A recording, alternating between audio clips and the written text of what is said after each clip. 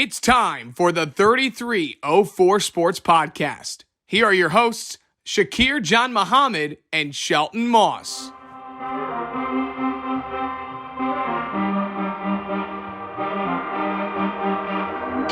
All right, hello and welcome into the 3304 Sports Podcast. I am Shelton Moss, joined alongside my partner Shaakir, Janmohammad. It is a rainy Wednesday afternoon here, but we have some pretty good topics to discuss for this week's podcast. We got some baseball action, lots of stuff going on with the MLB and the Players Association trying to get in a season at some point later in this summer. Some college football news, as well as some NBA stuff, as well as the ongoing Black Lives Matter protest. All that stuff is going to be discussed on this podcast. First of all, Shaakir, how are you doing today? I'm doing really well, man. I'm pretty excited. I think we have a lot to talk about, and there's a lot to learn. A lot of good conversation to be had. For sure. So let's start off with baseball. We're just going to talk about this for a couple minutes, but right now the MLB season is in jeopardy. There's ongoing disputes between the players, led by the Players Association, as well as the MLB owners, trying to figure out, the contract situation, if they're going to play, how much do they get paid, and all that stuff. So right now you've got multiple players and staff members who have tested positive for COVID-19. So if you were to put them in a confined area in some, centralized location, how would that work out? How would you get them tested? How frequent would it have to be? There's lots of potential areas for concern, in addition to all the contract disputes. So right now, the current proposal is a 60-game season, starts in late July, with an expanded playoffs, and you've got a full prorated salary. So the players would be making, whatever their normal contract is, however much they normally get paid. If they have the season, you get half of that. So that's what the prorated salary is. And honestly, right now, if you're a baseball fan, unfortunately, it's not looking too good because the discussions, the negotiations between the Players Association and the MLB owners and commissioners seem to be at a deadlock. So it's a very tough time right now for the baseball world. Yeah, that seems to be a lot of what I've been hearing around the waters is just there probably won't be an MLB season. And I kind of understand those sentiments when you're coming from the NBA restarting. They're already at the end of their season, so there's a lot less left to be played. It's also the teams are much smaller, so fewer testing. It's easier to keep everybody in the same environment compared to the MLB. And then on top of that, with threats of a second potential coronavirus wave coming late summer, early fall, that's right when the MLB really wants to get back started. So there's definitely a lot of things working against baseball fans right now, which is really unfortunate. Yeah, for sure. So now taking it to the college level, the good news is that for college football, teams are starting to return back to campus. They're getting athletes back at school. They're starting workouts now, some voluntary workouts. But the NCAA has laid out some guidelines for how teams are going to transition back onto the practice field. And they recently stated that for teams that begin the season on Labor Day weekend, required workouts have to begin July 13th, followed by an enhanced training schedule that begins on the 24th. And then you've got the normal 4-week preseason camp that starts on August 7th. So right now, it looks like the target date is going to be early July. And I think most coaches have said, in the ideal scenario, they pretty much need about 2 full months of training and practice if they want to be able to, properly get their guys ready, for the action. Because as we know, football is just such an incredibly physically demanding sport. And, it's not just a matter of getting training just so you're back in the rhythm of the game. It's also, you have to be in the right physical condition to play the sport, because if you're not, then players are going to get injured. It's going to be very dangerous. And especially with college athletes, the NCAA is opening themselves to all sorts of liability if somebody gets injured or gets a coronavirus and they rush the season, all for the sake of playing some football games. So that's some stuff to look out for. But there's still lots of questions, Shaakir. Obviously, the lack of spring ball. I mean, how does that help? Does it help certain teams? Does it hurt certain teams? If you're a young team, how much could that impact you? And then how much time do you need to prepare for the grind of a college football season? There's lots of questions out there, and lots of things that need to be resolved pretty soon. Yeah, I'm not exactly 100% confident in the level of play that we're going to get back because, as you said, it's not a lot of time coaches have with their players to really get them back in shape. And without spring ball, without that conditioning, I think it's really been up to the players to see, like, whether they're actually staying in shape and working and grinding during this off period. I think coaches will be able to tell right away um, which players are prepared to get back into the game, because I don't know, 6 weeks doesn't seem like enough time to me to really get back to 100%. So I think it will be interesting to see. I think it'll close the playing field a little bit. Maybe you'll have like higher tier teams that aren't playing at 100%, and it might make that sense a little bit more competitive. But the entire atmosphere of college football is going to be so different, especially because I have no idea what's going to happen with fans. We're still, I don't think 100% certain on like how those schedules will turn out. There's so much up in the air. And I don't think a lot of college teams don't have the type of money that like the MLB or the NBA would have to just be able to drop on making sure that their players are, in a bubble and constantly getting tested and so on and so forth. So, this might actually benefit those like richer teams pretty much like everything else always does. Right. And I think, honestly, if I had to give my honest opinion, I feel like it would hurt Virginia Tech a little bit more, just because you've got so much turnover on the coaching staff. You got a new defensive coordinator, Justin Hamilton. You got a new cornerbacks coach. You got a new safeties coach. You got a new D-line coach, a new running backs coach. I feel like it's going to hurt teams like the Hokies that are dealing with a new staff, and they have to have ample time to really get the new system in and teach all the guys the new techniques and the playbook and everything like that. So I feel like the Hokies are at a disadvantage. Yeah, absolutely. I mean, because it's not just, I mean, we have a lot of returning players, and they're, I'm sure, going to have the chemistry with each other. But you're right, there's going to be less chemistry with the coaching staff, making the decisions and making sure that everything is executed properly. So I'm definitely curious to see how the Hokies turn out. We also don't, I would imagine, have that same home field advantage that we're used to. I can't imagine that we would let in fans, especially into the opening weeks. And even towards the later end of the season, let's say we don't even have that second wave, there's no way we let more than 10 or 30% of the fans into the stadium. That's just my assumption, though. I mean, I don't know necessarily what they have planned right now. Yeah, I mean, I feel like from everything I've heard, it's extremely unlikely that they're going to let fans in at full capacity. Maybe at most 50%, but like you said, it could be 10 or 30%. And honestly, I don't know about you, but if it were me, like it takes a lot out of the experience when only, a small percentage of the fans are allowed to come.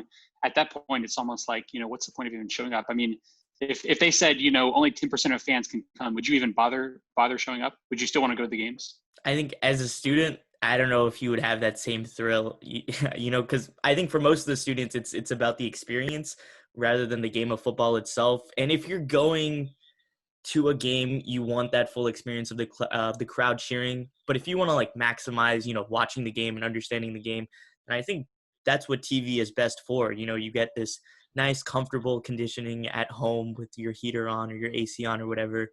And then you get to listen to like the commentary, and you get all the different stats and stuff on the side pulled up. So if you're really into the game, then maybe, watching it live in the stadium, I don't know if that's going to be your cup of tea. And if you're not going to get that same crowd experience, that same crowd enhancement, especially at Lane Stadium, then I don't even know if it's worth going. And I'm really concerned to see, or not concerned, but I'm curious to see where those tickets would even go if it's opened up, because I know a lot of these Hokie Club members, they're a little bit older in age, a little bit wealthier as a result, but a little bit older. I'm sure they don't want to make the risk or take the risk and show up to Lane Stadium during this pandemic.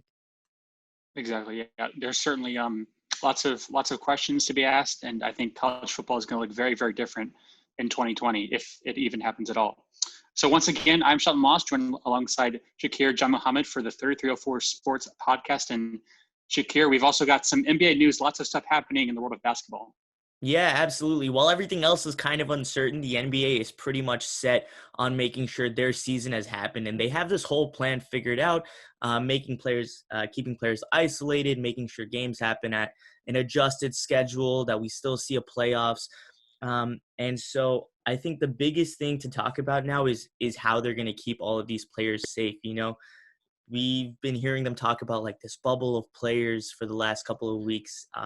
And so kind of what they're doing is every team brings in 37 people, mix of players, staff members, whatever else, and that's all they're allowed to bring. And they have to stay in this bubble. Players aren't required to play every single game. If they ever feel uncomfortable, then they don't necessarily have to play. The exact details of that agreement, I think, are yet to come as we look a little bit forward. But players who don't play obviously then take a pay cut as a result. So it's still incentivized, but they're, I guess, trying not to pressure anyone from putting themselves into harm's way. And you're not going to see any fans in the stadium either in Orlando.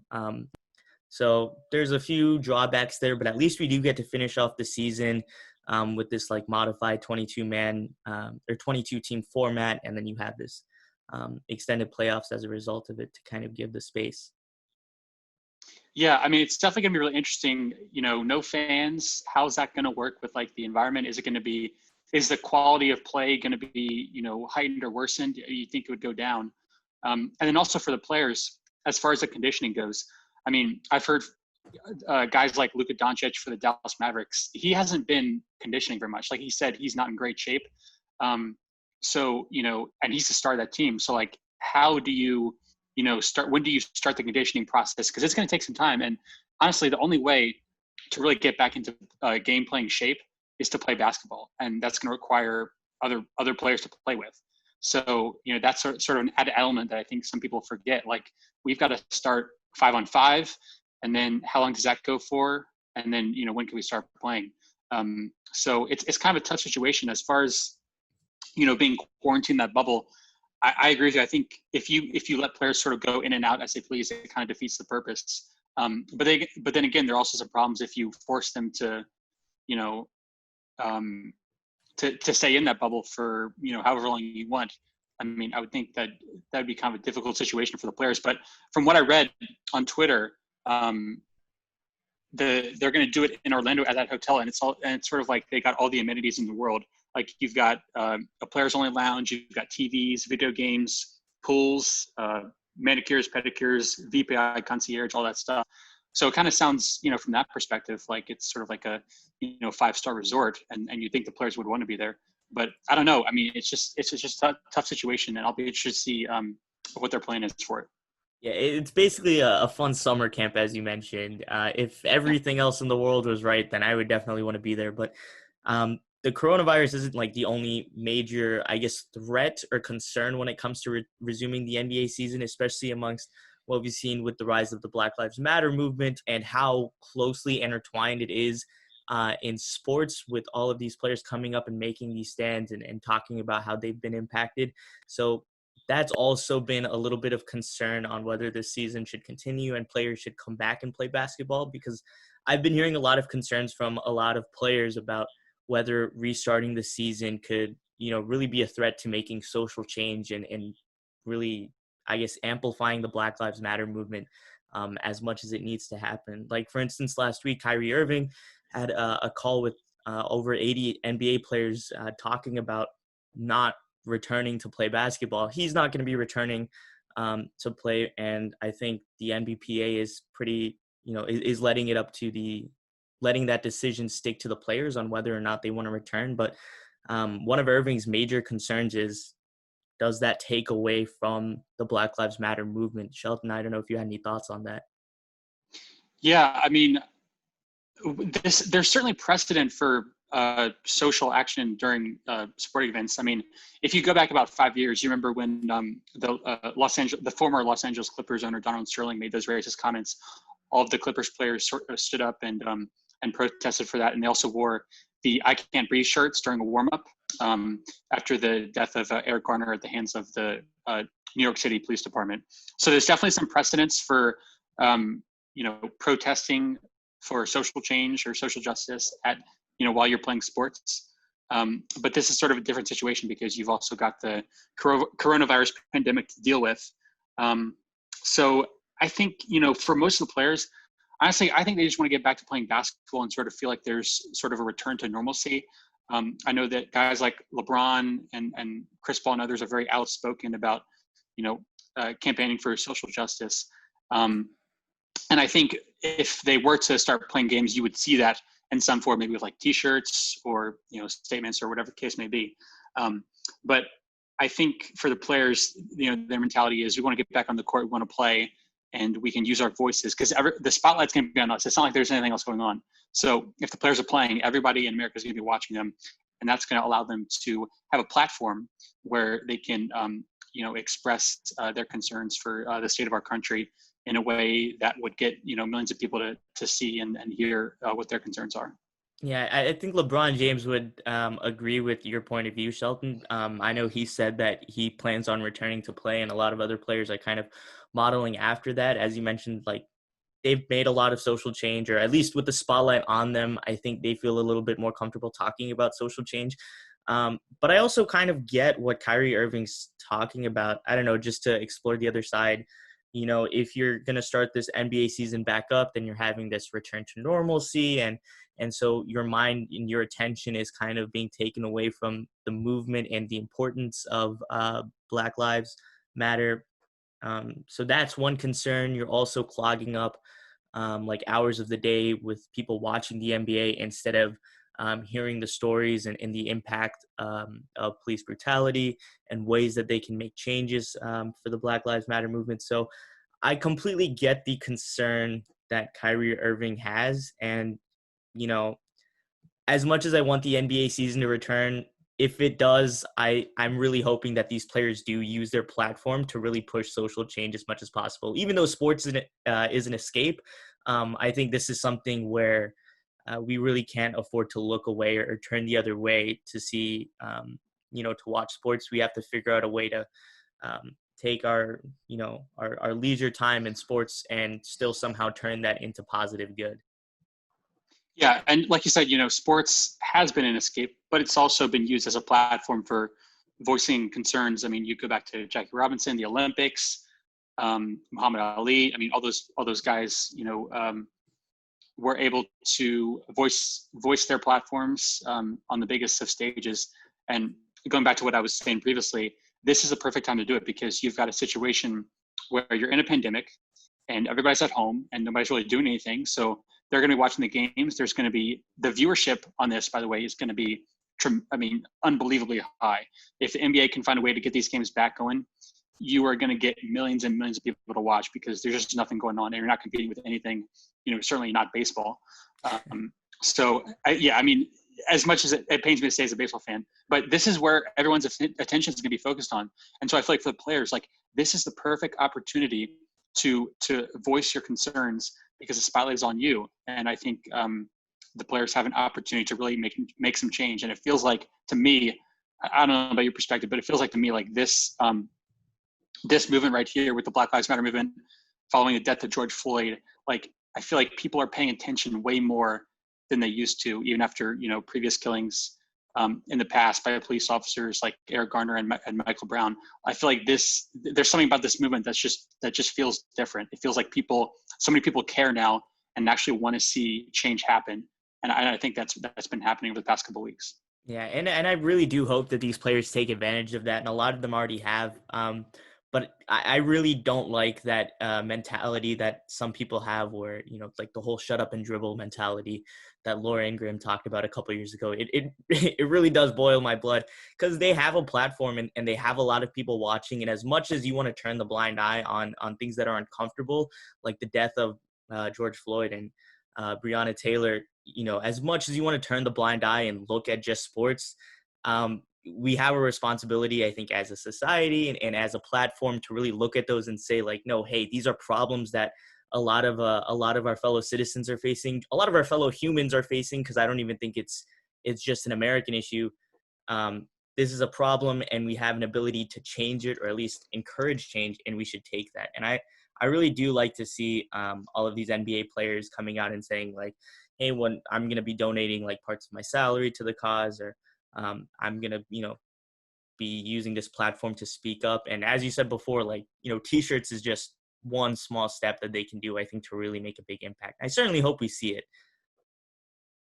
Yeah, for sure. And also, if I could use a little bit of an analogy here, I mean, it's not like there's not a precedent for, activism in sports. I mean, if you go back, I think 6 years ago, you had Michael Sam, who was a football player for the University of Missouri, who was openly gay. And that was one of the big stories of the year in sports that was, players being openly gay players sort of coming out and being comfortable with themselves in their own skin. And if you look at like the gay acceptance movement in general, that's something that's done a total 180 in the last like 10 or 15 years. Like there wasn't a ton of support for that back in like the early 2000s. And part of that was because people like Michael Sam and also Jason Collins, who came out as gay for the Wizards back in 2013 when he was with the Wizards. So, if you just compare it to like the LGBT movement, there's lots of analogies you can make. But the point is that, sports is oftentimes a vehicle used to generate support for an issue and raise awareness and ultimately get justice. And I think that's what the players are trying to do. Yeah, that's a fun little tidbit, especially during Pride Month. I didn't know that. Thank you, Shelton. But yeah, and I think overall, like more and more leagues are becoming a little bit more accepting of this. I think the NBA has always been very supportive of social change, and making sure that that happens and giving their players more of a voice. But I really like to see the steps, that other leagues are taking also to kind of be at the same level. Like the NFL came out recently and apologized to Colin Kaepernick, which I think is a little bit too late. That's just my opinion, but I'm glad that they did it. And I'm really glad that stuff like that is starting to become a little bit more open, because as uncomfortable as these topics are, I think they have, like, the conversation has to happen, especially if, people's lives are at stake or at jeopardy because of a lot of these things that are happening in our society. Yeah, and definitely the point you hit on first is one that I want to touch on. As far as the NBA goes, I think the NBA has done such a better job of allowing players to express themselves, more so than really any other major sports league. Certainly the NFL has had trouble with that. I think part of it's just the demographics. Like the NBA, I don't know what the percentages are, but it's, very much like an extremely high percentage of NBA players are Black. So, they're going to obviously voice concerns that are relevant to them. And I think the NBA and Adam Silver have done a really good job of allowing players to express themselves and fostering an environment where they have the ability to speak out on issues that matter to them. Whereas like the NFL has just completely screwed it up, in every way possible, going back to the Kaepernick situation. That's a whole nother can of worms, but as far as Kaepernick goes, I think he was clearly blackballed. I think he should be given another shot to compete in the NFL, because I think he's a really good player. Not a great player, but really solid player. He could probably start for a handful of teams in this league, and he could definitely be a backup for pretty much any team if they are willing to sort of take on that extra added media circus that would come with him. But I think the only concern I have with Kaepernick is he's been out of the league for so long, like 3 or 4 years, that it's going to be a little bit hard to sort of get that rust off and get back to playing shape. But, although I do know he's been training a lot in his personal time. But I think he's definitely talented enough to deserve a shot, at least a shot at a starting position, and he should get that shot. And I know that some folks have been, clamoring for him to at least get a tryout. I know one of the Chargers coaches said he should get a tryout. But yeah, that's definitely a situation that the NFL has kind of screwed it up. And they apologize, but like I said, the best thing that they can do is just give him an equal opportunity to come back and prove that he can play in the NFL right now. Yeah, I think certainly at the time where he kind of was pushed away from the NFL, he was a starting caliber for a lot of those teams. I'm not sure where he is now, as you said, but the NFL does still, I think, have a long. They have a lot of room in front of them to go to make these social changes a little bit more acceptable. I think like the audience, the general managers, the owners in general are a little bit more, against players being able to speak out like that. So, when the NFL season does come back, I'm really curious to see how these statements about Colin Kaepernick from Roger Goodell impact these players and the way they choose to represent themselves. Yeah, it's definitely an interesting time in our society where we're sort of, opening up these issues. I know you've probably been following, but there was a story recently about how Mike Gundy was wearing a shirt of a news network OAN that, sort of peddled conspiracies, and Chuba Hubbard, their star running back, sort of called him out on it and said, I wouldn't play for him unless he rescinded that and apologized. So you can definitely tell, I think college athletes in particular are starting to realize that they have some power and they have leverage, and that this is sort of a growing social movement where people are, starting to hold those in positions of power accountable for their actions, and they want to see change happen. And I think, like I said, getting back to the George Floyd situation and the Black Lives Matter protests, it's like this is a national movement that's been gaining lots of steam, and just feels different this time. It feels like people all over the country actually care and want something to change, and that starts with the athletes. Yeah, I mean, and everyone's entitled to their own opinion, sure, but I also, at one point I do got to hand it, I got to put my foot down and say, like, all right, maybe racism shouldn't be an opinion that we think is acceptable. I don't know, just my thoughts. But yeah, like I'm glad that more and more athletes are starting to speak up about this, especially at the college level, and trying to make these changes, because, even if it just feels like a small statement coming from the coaches about change, that can snowball into something so much bigger so quickly. So, the first step is really calling it out. And I'm happy to see players, and even in college, who are worried about their potentially, like, how they'll go to the pros and make a living off of this, still, take that chance and speak out about this. Yeah, for sure. I mean, it's definitely, it's a growing social movement. And I think we're sort of on the precipice of something very big. But look, back to the NBA, though. I mean, I'm glad to see that it's something that they're discussing, and saying, like, hey, we want to make sure that we restart the season safely. And then on top of that, we want to make sure that we're restarting the season responsibly, to make sure that, like, the social change is happening. So, I guess props to the NBA. I think they're really leading the charge on social activism here. Yeah, and that's no surprise. I mean, they've been doing that for years. They've definitely been ahead of the curve when it comes to allowing players a platform to express all their concerns. So, if you got anything else to add, I think that's a wrap. Yeah, I think that's all my time. Just, shout out to the NBA. I'm definitely glad that they're making these making the statements that they are, and allowing the players to make the statements they are. And I'm curious to see what comes out of this, because I understand the argument for maybe we shouldn't restart the season and put all of our resources towards the movement. And then the other side, where it's maybe we should take the spotlight we have from restarting the season and push those energies towards the movement. So I'm very curious to see the decisions that the players make. I think all of them are good intentions. So no matter what all of these players choose to do, they have the best interests of the movement at heart. And I'm glad that they're making up and they're having this serious discussion about, what they can do to really push Black Lives Matter and fight for, social justice like that. Yeah, well, at the end of the day, hopefully we can get sports back soon, because I know everybody's missing them. All right. So that's going to do it. That'll do it for us today. I want to thank Shaakir, Janmohammad. I'm Shelton Moss. Once again, thanks for listening. We'll see you guys next week. Same place, same time. Signing off for the 3304 Sports Podcast. Thanks for tuning in.